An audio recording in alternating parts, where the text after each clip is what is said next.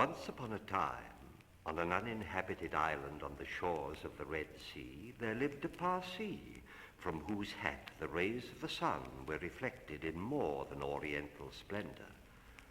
And the Parsee lived by the Red Sea with nothing but his hat and his knife and a cooking stove of the kind that you must particularly never touch.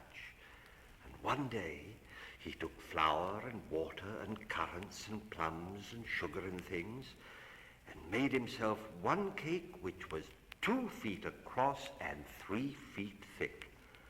It was indeed a superior comestible. That's magic. And he put it on the stove because he was allowed to cook on that stove. And he baked it and he baked it till it was all done brown and smelled most sentimental. But just as he was going to eat it, there came down to the beach, from the altogether uninhabited interior, one rhinoceros with a horn on his nose, 2 piggy eyes, and very few manners. In those days, the rhinoceros's skin fitted him quite tight. There were no wrinkles in it anywhere. As a matter of fact, he looked exactly like a Noah's Ark rhinoceros, but of course much, much bigger. All the same, he had no manners then, and he has no manners now, and he never will have any manners. He said, "How?" And the Parsee left that cake and climbed to the top of a palm tree with nothing on but his hat, from which the rays of the sun were always reflected in more than oriental splendor. Then the rhinoceros upset the oil stove with his nose, and the cake rolled on the sand, and he spiked that cake on the horn of his nose, and he ate it.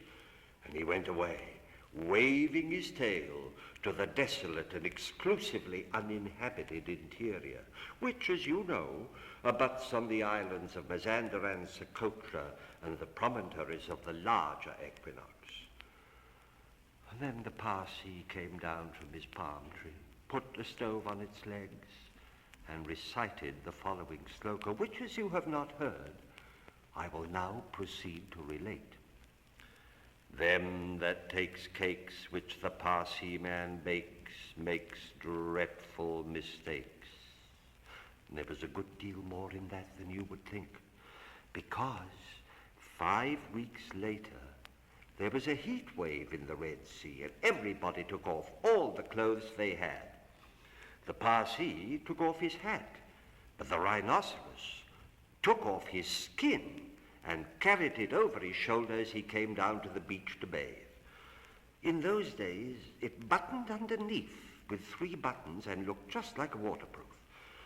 He said nothing whatever about the Parsee's cake because he'd eaten it all, and he'd never had any manners then, since, or henceforward. He waddled straight into the water and blew bubbles through his nose, leaving his skin on the beach. Presently the Parsee came by and found the skin, and he smiled one smile that ran all round his face 2 times. Then he danced 3 times round the skin and rubbed his hands. Then he went to his camp and filled his hat with cake crumbs, for the Parsee never ate anything but cake, and he never swept out his camp. And he took that skin, and he shook that skin, and he scrubbed that skin, and he rubbed that skin just as full of old, dry, stale, tickly cake crumbs and some burned currants as ever it could possibly hold.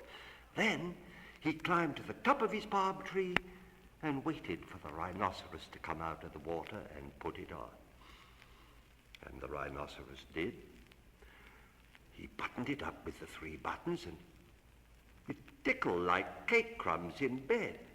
Then he wanted to scratch, but that made it worse.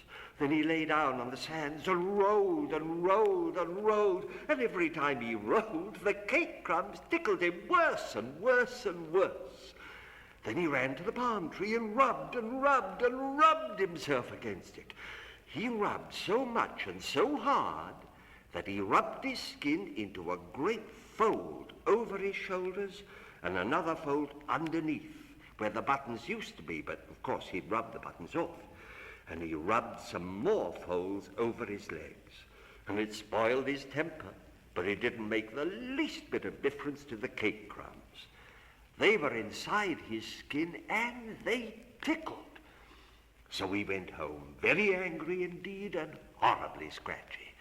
And from that day to this, every rhinoceros has great folds in his skin and a very bad temper, all on account of the cake crumbs inside. But the Parsee came down from his palm tree, wearing his hat from which the rays of the sun were reflected in more than oriental splendor, packed up his cooking stove, and went away in the direction of Orotava, Amygdala, the upland meadows of Arantarivo, and the marshes of Sonnet.